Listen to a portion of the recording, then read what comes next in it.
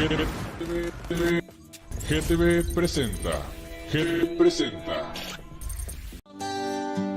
Caminando por los rumbos prohibidos,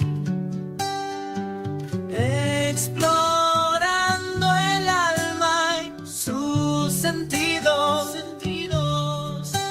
El psicólogo y sexólogo Jesús Cabrales te guía firmemente de los misterios de amor y la mente. Abre tu mente y déjate llevar. El programa Tabú te lleva a otra realidad. Descubrirás secretos sin igual. Son expertos invitados en los rumbos. En los rumbos del programa Tabú. Solo por GTV1. Hola, muy buenas noches. Como todos los jueves en punto de las 8 de la noche, estamos aquí, sus anfitriones. Aquí está con nosotros Tina. A ver, Tina, preséntate. Hoy me voy a presentar. Soy Tina Quesada, soy psicóloga clínica y me dedico al área de la psicoterapia infantil, adolescente y adulto joven y familias. Y el día de hoy vamos a estar conversando de un tema muy interesante en relación a los hijos y las familias. Ok, muy buenas tardes. Su co-anfitrión, Jesús Cabrales, médico general, psicoterapeuta, terapeuta de pareja, sexoterapeuta. Y pues siempre un honor tenerte aquí, Tina. Gracias, igualmente, Doc. En esta tu casa, Gracias. este tu espacio. Fuera del aire me comentabas que tú tienes la experiencia de trabajar con personas con ciertas condiciones. ¿Podrías decirnos qué condiciones? Sí, claro, estábamos platicando respecto a un término que ha surgido a lo largo de estos últimos años y que posiblemente muchos de nosotros no lo tengamos tan presente o no lo conozcamos, que es la disforia de género. Disforia de género. Fíjense que yo espero que no nos tomen a mal lo que vamos a compartir con ustedes. Yo soy enemigo de tener la idea, no sé tú, Tina, de que la homosexualidad, la transexualidad, el transgenerismo son una moda. Son condiciones que han existido desde el origen mismo del ser humano, ¿no? Los griegos lo vivieron y tenían una visión muy interesante acerca, por ejemplo, de la homosexualidad. Es importante tener claro que el ser una persona homosexual, el ser una persona transexual, el ser una persona transgénero. De hecho, tuve aquí alguna vez una invitada que ella nos compartía cómo sufrió y cómo ha sufrido por ser una persona trans, ¿no? Entonces, estas personas no eligen tener esta condición. Sin embargo, también he visto que este mismo canal tiene un programa que habla de estas familias, de estos seres diferentes. Pero hoy quisiéramos, Tina, enfocarnos en qué pasa con el papá, qué pasa con la mamá cuando descubre que su hijo, y lo voy a poner así, entre comillas, no es normal. Porque fíjense, es importante tener claro que lo normal es un dato estadístico. Desafortunadamente, como somos una cultura con mucha influencia judeocristiana, todo lo vemos en lo bueno y lo malo. Sin embargo, tú recordarás hace muchos años que Dios hablaba cuando les di sexualidad, que les decía, no existe lo bueno o lo malo, existen las personas. Y nadie, por ejemplo, alguien puede decir, el doctor Cabrales es muy enojón, pero yo no quiero ser enojón. Fulano es muy alegre, pero no quiere ser alegre, solo es alegre. Fulano es muy serio, no quiere ser serio, solo es serio. Lo mismo pasa con estas condiciones que se apartan de lo convencional. Fíjense, utilizo el término convencional y no utilizo el término normal. ¿Qué te parece esa idea, Tina? Sí, claro. De hecho, nosotros en esta área de la atención con personas, con seres humanos, siempre lo he dicho, todos somos seres humanos, ¿no? Somos personas diferentes, porque esa también es una parte en donde hablamos de diferencias, pues todos somos diferentes, pero trabajamos en cuanto hablamos de normalidad, es una normalidad estadística como tal, ¿no? Esa curva normal que a lo mejor lo conocimos cuando hablamos de estadística en la escuela, pero solamente hablamos de la campana de Gauss, ajá, que es esa curvita y la parte de la normalidad entra en la gran mayoría de las personas. Y sobre este tema específicamente se habla de una normalidad social. Esta normalidad social pues se impone incluso de acuerdo a donde el contexto donde nosotros nos desarrollamos. Que fíjate, no recuerdo ahorita el nombre de él era un botánico que estudió las conductas sexuales. ¿Recuerdas su nombre? ¿No lo recuerdas? Que él decía que hizo una investigación sobre las conductas sexuales. Desafortunadamente no recuerdo de momento el nombre. Mi justificación es que me dio COVID y el COVID afectó mi memoria. Pero seguramente durante el programa me voy a acordar del nombre. Este personaje hizo una investigación sobre conductas sexuales. Antes de él se tenía la idea de que solo los hombres se masturbaban. Pero cuando él hace esta investigación, descubre que también las mujeres lo hacían. Este hombre encontró que muchas mujeres habían tenido experiencias homosexuales y que muchos hombres habían tenido experiencias homosexuales. Que claro, tener una experiencia homosexual no te convierte en homosexual, como tener una experiencia heterosexual no te convierte en heterosexual, ¿de acuerdo? Entonces, empezó a romper este paradigma de que los hombres se masturban, las mujeres no. Y él dijo, no. Bueno, él no lo dijo, él encontró a través de una entrevista con una población determinada, encontró que el porcentaje de mujeres que se masturbaban era muy parecido al porcentaje de los hombres que se masturbaban, ¿no?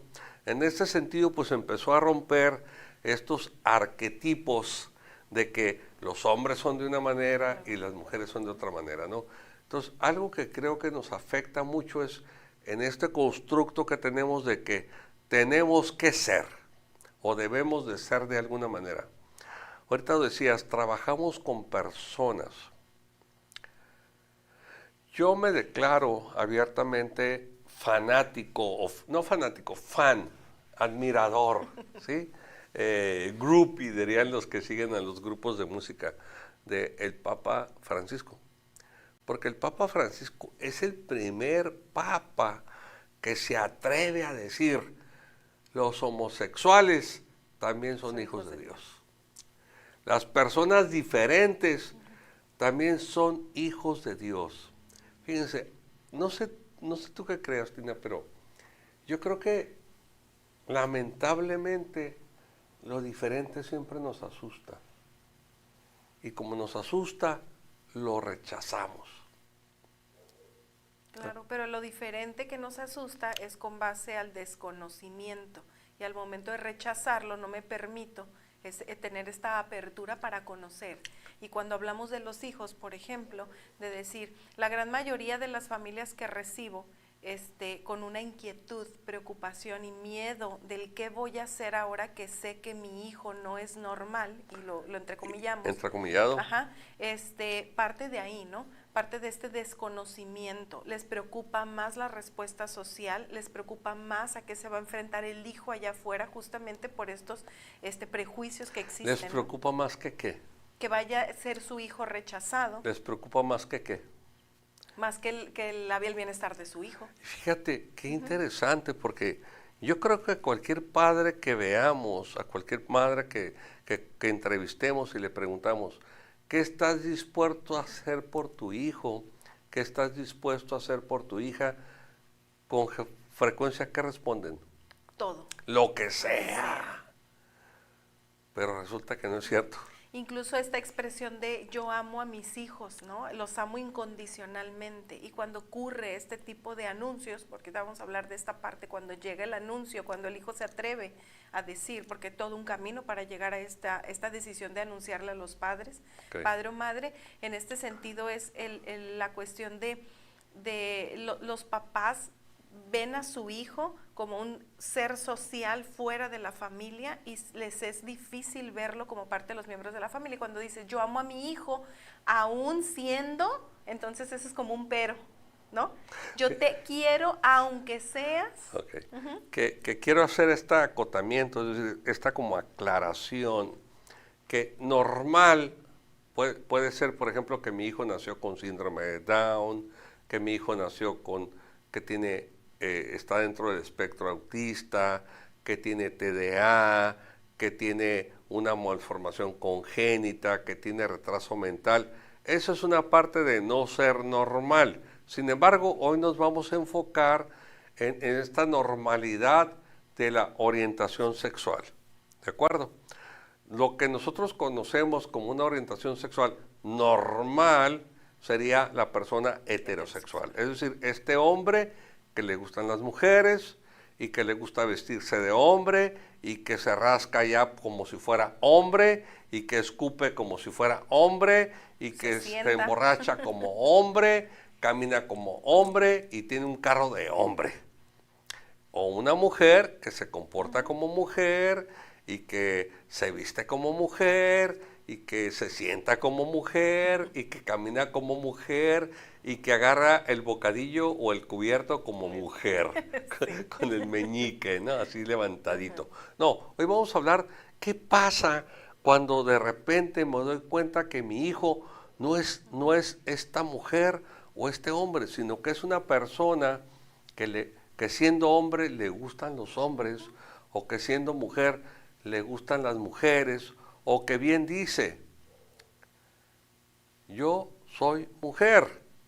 Y lo vimos que cuando nació tenía un pene, tenía un escroto. O bien dice, yo soy hombre, y lo vemos que cuando nació tenía unos labios mayores, tenía un clítoris, y no podemos ver que tiene vagina, pero inferimos que tiene una vagina. Y le empezamos a poner ropa rosita, si en el caso de la mujer, y ropa azul en el caso del hombre. Pero ¿qué pasa cuando eso no pasa? Cuando no está dentro de esto. Claro, es que ahí es donde entra el conflicto.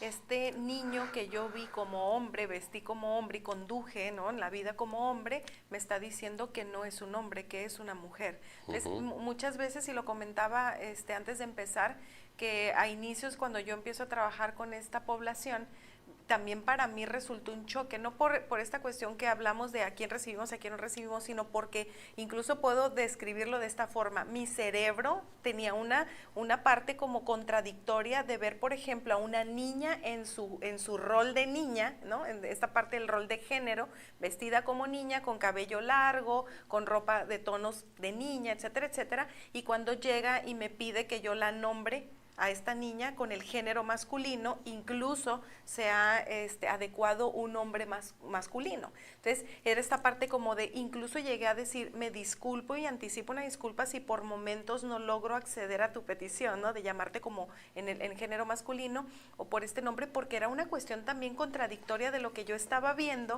y de lo que me pedían a referirme a esto. Digo, conforme fue platicando y abordando este tipo de temas y con esta población, pues yo también ya lo adecué. Y esto es a lo que me refiero. ¿Cuál es la apertura que tenemos para el conocimiento de esto, ¿no? Fíjate que yo me atrevo a preguntar, ¿cuál es la verdadera aceptación que tenemos hacia los hijos e hijas?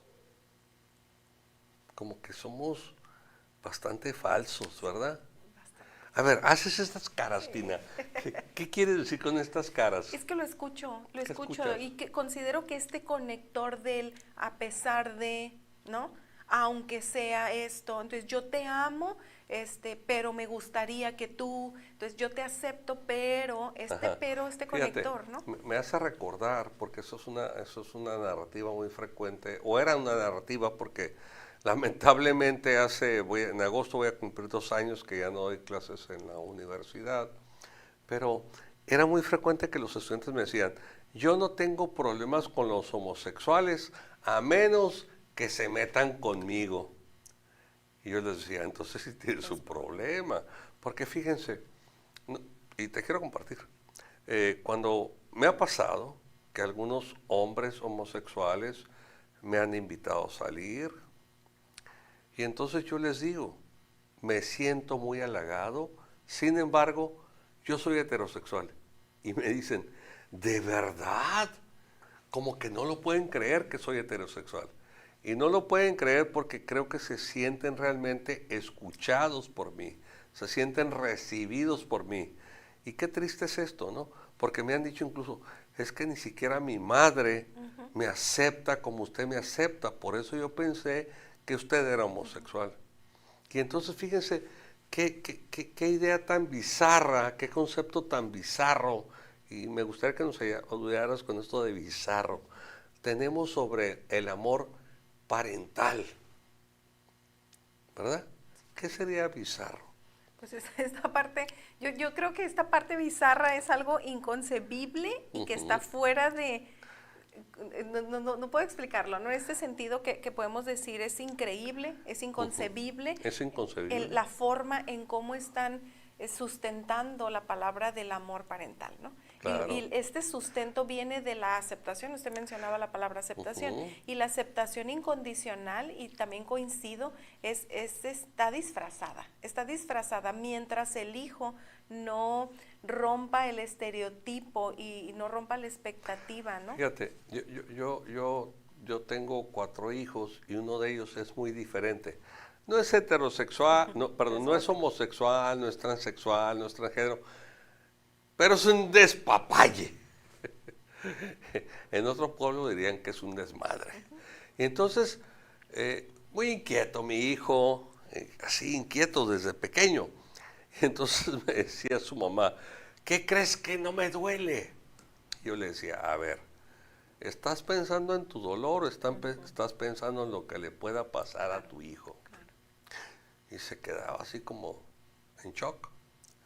Porque fíjense qué importante es el tema, el programa se llama Tabú. Tabú porque damos por hecho que queremos incondicionalmente a los hijos.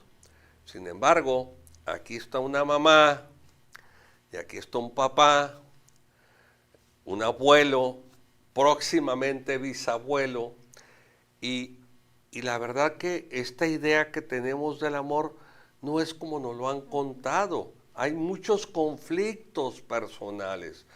Yo creo que el tema es que no sabemos amar verdaderamente. ¿Estarás de acuerdo conmigo? Claro. Y qué doloroso puede ser para nosotros como padres cuando nos damos cuenta de que nuestro hijo, ni siquiera voy a usar la palabra normal, nuestro hijo no es lo que esperábamos. Y pensar en que nuestro hijo no es lo que esperamos, ¿en qué estamos pensando, Tina? En mis necesidades. Estoy pensando en mis necesidades y también parte de mamá. De mamá, de mamá, parte de yo para mí que representa ser tu mamá y el hecho de que tú salgas fuera de lo que yo espero de ti, porque el amor sí es condicionado, definitivamente en este sentido y en este tipo de temas puedo decir que es difícil encontrar familias que lleguen a mí buscando esta orientación psicológica donde hablen de una aceptación. Realmente vienen en conflicto e incluso solicitando si yo puedo hacer algo para que sus hijos recapaciten sobre la noticia o sobre el anuncio de una preferencia sexual distinta. Esa es una condición. Fíjate, voy a compartir un caso ahorita. Hace varios años, no recuerdo, yo llegué en México en el 2022, había estudiado sexología clínica. Y un día contacté a una gran conductora que en paz descanse, Patricia Serrano, y me invitó a su programa. Y ahí en su programa un día hablé yo sobre las personas homosexuales. Y yo mencionaba que el hecho que tú tuvieras una conducta homosexual no te convertía en homosexual. Para clarificar, es muy frecuente que las niñas pequeñas de repente juegan al papá y a la mamá, y entonces una es el papá y la otra es la mamá, y se besan. Y dicen, ay, eso es una experiencia homosexual, pero eso no las convierte en homosexuales. O bien los hombres que estando en prisión tienen este tipo de conductas homosexuales que tampoco los convierten en homosexuales. Y entonces en base a ese programa, una señora me lleva a su hijo para que yo lo convenza de que él no es homosexual. Está confundido. Que está confundido. Y entonces yo reviso a este chavo, es un chavo de 26 años, estudió la licenciatura en Administración de Empresas en la Universidad Autónoma de Baja California, él mueve granos y semillas de Sinaloa, de Sonora, y es un empresario muy, muy exitoso. Y yo lo empiezo a explorar y me doy cuenta que él tiene bien claro que a él le gustan los hombres y que no tiene problema con eso. Y entonces yo me doy cuenta, pues él no ocupa terapia, quien ocupa terapia es la mamá. Confieso que en esos tiempos yo apenas empezaba en este tema y tal vez no tenía todas las habilidades, todas las herramientas y sobre todo toda la experiencia que después de 20 y tantos años ahora tengo. Y en esta desesperación de ayudar a la señora le digo, a ver, ¿tú qué prefieres? ¿Un hijo que sea homosexual o un hijo muerto? ¿Y qué crees que me contestó la señora? Un hijo muerto.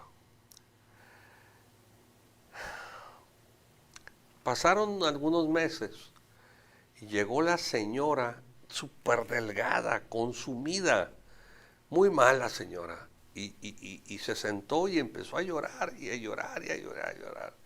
Y me dijo, Dios me concedió mi deseo. ¿Cómo? Sí, mi hijo se me mató.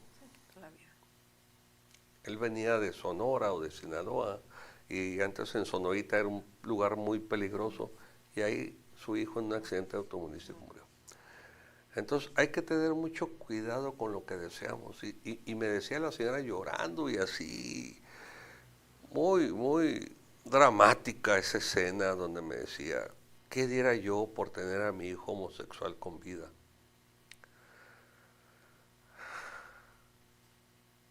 Y este tipo de mensajes también es importante. Nuestros hijos van observando los mensajes de cómo nosotros nos expresamos de las personas que tienen una preferencia sexual distinta.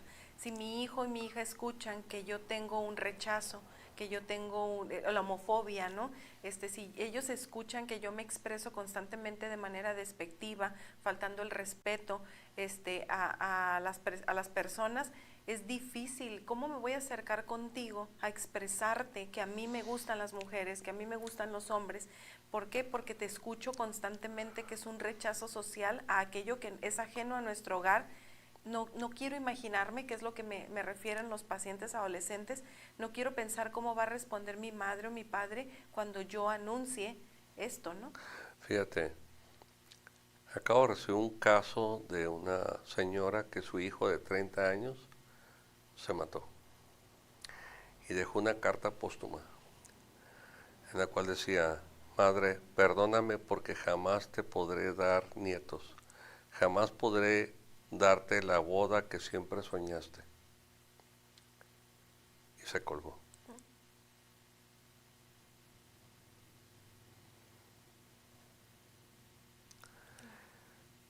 Muy doloroso. Sí. ¿Y esto por qué es esto que dices, no? ¿Por qué de repente adolescentes se quieren matar? ¿Por qué adolescentes que son homosexuales o que son transexuales?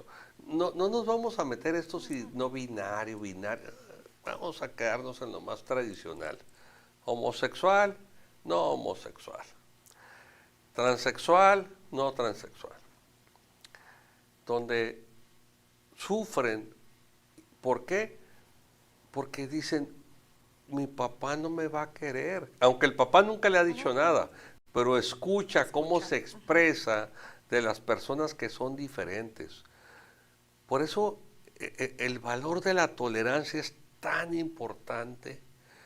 Yo he visto que mucha gente sufre, no por ser homosexual, sufre porque es diferente al otro, porque desde que son pequeños le dicen, es que deberías de ser como Juanito, deberías de ser como Luisita, y eso será posible. Pregunto. Jamás. Jamás. Escuchen bien, aquí una experta en terapia de niños, psicoterapeuta de niños, doctorante, pronto va a ser doctora. Nunca podremos ser igual a nadie. Somos diferentes. Ser diferente es la esencia del hombre. ¿Por qué crees tú que mataron a Jesucristo?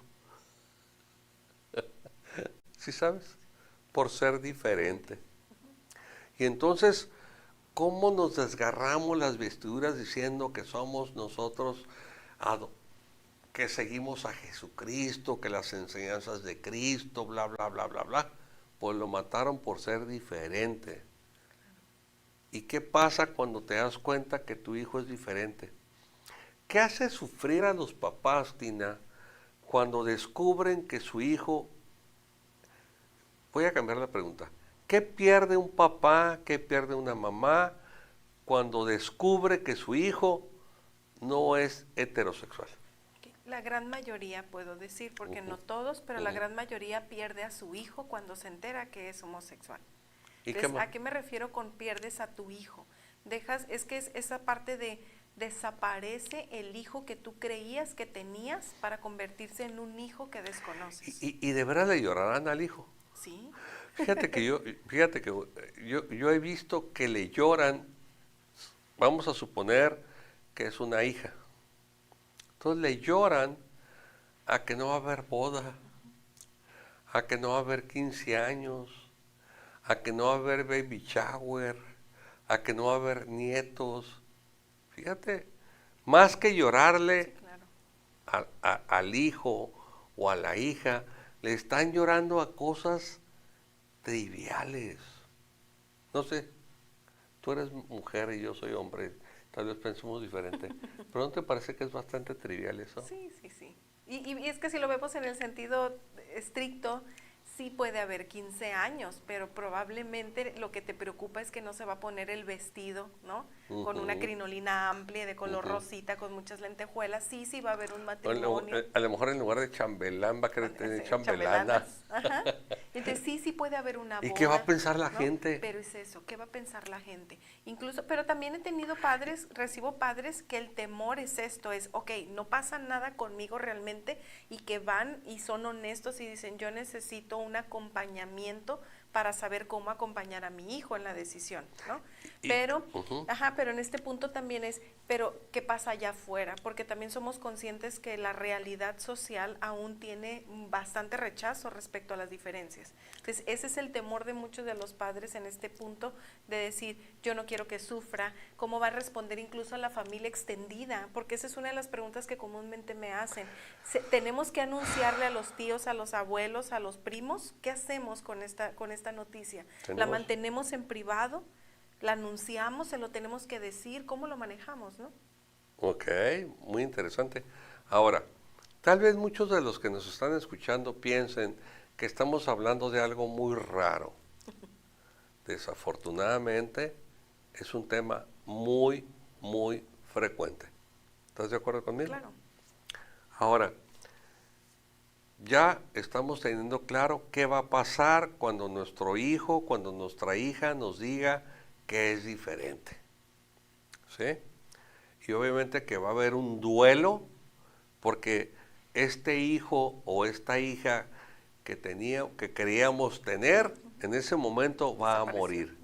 Fíjate que yo estuve trabajando en una clínica de personas trans, y para esto pues me aventuré a estudiar, a investigar, a revisar testimoniales, ¿no? Y recuerdo mucho el testimonial de una mujer argentina, recuerdo que decía, para poder aceptar a mi nueva hija, tuve que aceptar que mi hijo Arturo murió para poder abrazar ahora a mi hija Alejandra, porque se cambió de nombre, ¿verdad?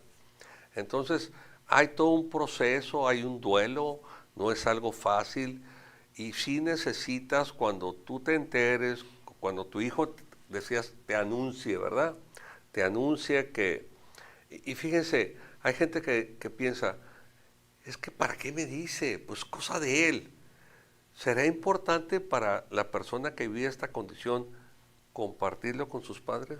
Ok, algo que hay que entender aquí es que para que cuando ya llegue ese momento, esta persona, sea joven, niño, adolescente, adulto, ya lo pensó mucho tiempo. No es de un día se levanta y dice, hoy voy a hablar con mis padres y les voy a decir. Ya lo procesó, ya lo aclaró, ya lo decidió, y cuando llega y habla con los padres es porque es algo que ya estuvo pensando mucho tiempo. A veces incluso les cuesta tanto trabajo saber en qué momento es el indicado, el adecuado, ¿no? Que no lo hay al final de cuentas. Exactamente. Y tal vez piensen, pero pues ¿para qué me lo dijo? Pues muy su cosa. Sin embargo, fíjense, ¿cuántos de ustedes que nos están escuchando ahora, que están dedicando algunos minutos para prestar atención a lo que decimos, cuántas veces han dicho algo y se han sentido aliviados? Sí, claro. Decía un gran amigo, el doctor Gustavo Villarreal, que es un gran otorrinolaringólogo de Tijuana. Él alguna vez me dijo, la verdad te va a generar libertad, ¿verdad? Entonces la gente tiene esta ansiedad de sentirse libre, y bueno, pues te lo comparte, no te lo confiesa, te lo está compartiendo, y vas a pasar por un proceso de duelo, y ese duelo es muy importante que busques ayuda de un profesional de la salud para que tengas mucho cuidado con tus respuestas, porque tus respuestas pudieran provocar, no vas a ser la responsable, pero sí pudieran activar un acto tan desesperado que conlleve al suicidio. Claro, y ese es un rechazo directo, porque hay padres que sí lo hacen de manera directa. Hay que entender también que hay hijos que se acercan a anunciarlo porque también confían en sus padres, porque tienen una comunicación, ¿no?, Claro, adecuada, que han ido construyendo a lo largo del desarrollo, y les dan esta importancia a los padres. Es como cuando deciden anunciar qué profesión van a elegir para estudiar, o deciden anunciar alguna decisión importante para su vida. Esta es una decisión importante. me acuerdo. Y no siempre, por más brillante que sea la decisión, yo recuerdo cuando le dije a mi padre que iba a estudiar medicina, se quedó como que, pero siempre te dije que fueras ingeniero. Entonces tuvo que renunciar a su hijo ingeniero para poder aceptar un hijo médico. Y para que eso se logre, hay un proceso de duelo, ¿sí?, donde primero va a haber una negación, puede haber una negociación con Dios. Dios mío, que si yo voy a la iglesia, pero que mi hijo ya no piense eso, ya no sienta eso, un enojo, y me puedo sentir muy deprimido hasta que finalmente llega la parte de la aceptación.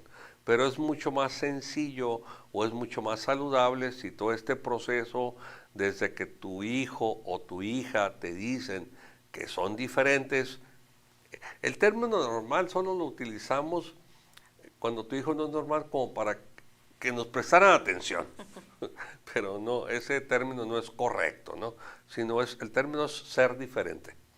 Entonces va a haber un duelo, y si este duelo lo vives acompañado de una persona experta en salud mental, puede ser mucho, y fíjense la palabra la expresión que voy a utilizar, mucho menos difícil, porque es algo muy difícil, no es sencillo. No, claro. ¿De acuerdo? Sí. O sea, que acaba de morir ayer una señora, la señora Cárdenas, mamá matriarca de una gran familia que he atendido yo por 30 años, 40 años, no recuerdo. Y yo le decía a su hija, pues solo queda la resignación, ¿verdad? Pero aquí tenemos que buscar la aceptación del tema. Entonces es algo difícil. Ahora, espero que con esto quede claro qué nos va a pasar y que no nos asustemos de lo que nos va a pasar cuando nuestro hijo, cuando nuestra hija nos diga que es diferente. ¿Y qué podemos hacer además de vivir esta experiencia acompañados de un experto de la salud? ¿Qué podemos hacer para con el hijo o para con la hija, Tina? Sí, claro, aquí también es importante, ahorita que mencionaba las etapas, sin nosotros reconocer que no tenemos el mensaje, las palabras o la respuesta en este punto al anuncio, si sabemos nosotros y nos reconocemos que no somos capaces de poder responder de una manera sana, adecuada, no sé cómo ponerle, ¿no? Funcional, podemos incluso anunciarle, decirle al hijo, dame oportunidad de procesar esto, no esperaba esto. La negación, que esa es la parte bien importante, hay una diferencia muy significativa en decir, yo no esperaba que me anunciaras esto, dame oportunidad de procesarlo, pero la negación también por el lado negativo es esta cuestión del rechazo claro y decir, a ver, generalmente escuchamos como de, quítate esas ideas de la cabeza, estás confundido, todavía estás muy joven para decidir eso, esto es una moda, es algo, ¿con quién te estás juntando para que tú estés pensando de esa manera? Oye, ¿tú crees realmente, Tina, que el ser diferente es una moda? No, claro que no. Oye, ¿y qué hay de estas iglesias que curan eso?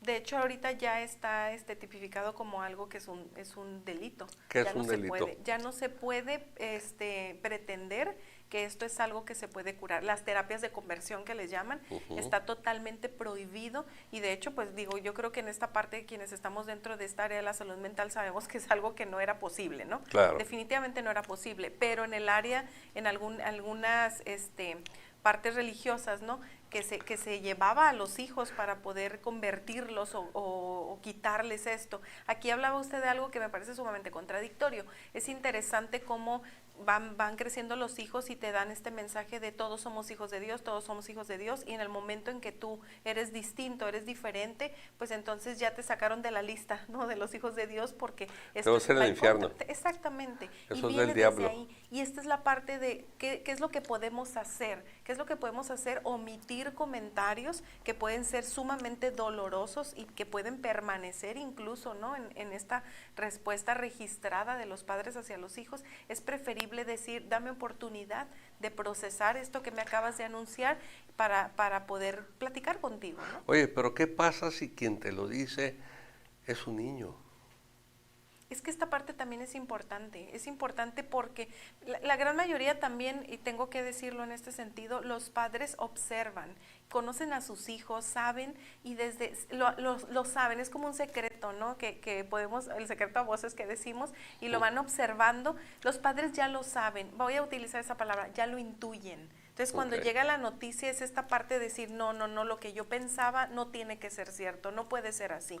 Pero definitivamente tanto el niño puede tenerlo claramente identificado como el adolescente y entonces, el joven, ¿qué ¿no? puedo hacer como papá? El tiempo se nos acaba, tal vez tengamos una segunda parte. ¿Qué puedo hacer como papá, como mamá, para ayudar a mi hijo cuando mi hijo me dice que es diferente? Si eso en primera instancia es, dame chance, déjame procesarlo.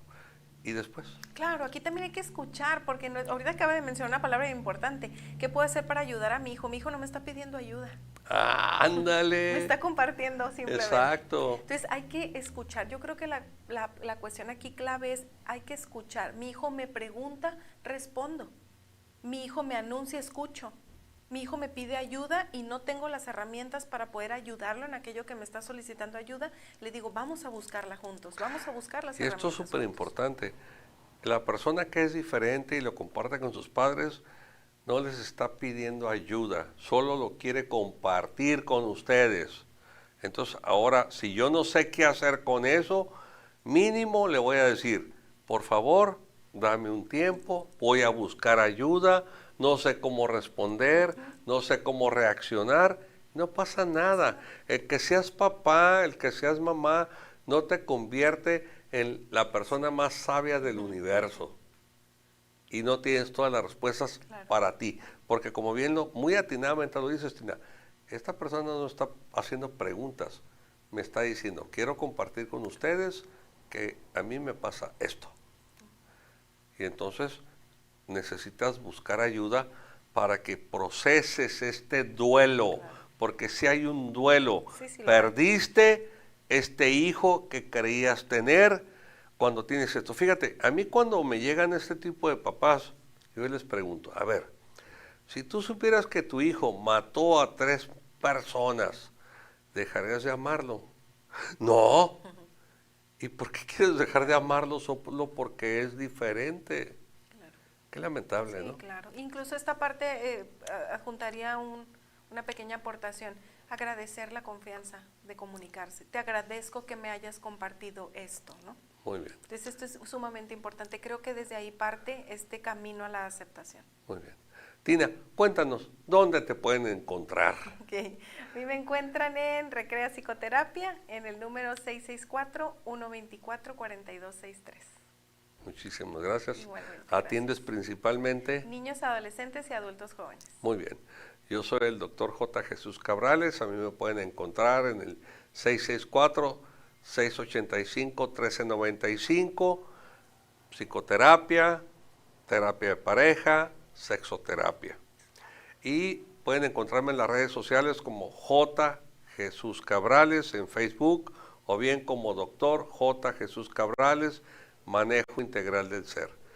Como todos los jueves, les agradecemos infinitamente la atención que nos han brindado y la recomendación que quiero aclarar muy bien. Es una frase de un personaje que yo admiré muchísimo tiempo en Tijuana. Hay que recordar esas raíces de Tijuana. Él se llamaba Juan Luis Curiel y él decía al finalizar su programa, si les gustó el programa, compártanlo con sus amistades. Si no les gustó, por favor, no lo compartan con nadie. Muchísimas gracias, espero que tengan unos dulces sueños y aquí nos vemos el próximo jueves. Hablaremos de la psicología del mexicano. ¿Por qué los mexicanos nos comportamos como nos comportamos? ¿Por qué pensamos como pensamos? ¿Y por qué actuamos como actuamos? Excelente. Muchísimas gracias y hasta la próxima. Caminando por los rumbos prohibidos, explorando el alma y sus sentidos. El psicólogo y sexólogo Jesús Cabrales te guía firmemente de los misterios de amor y la mente.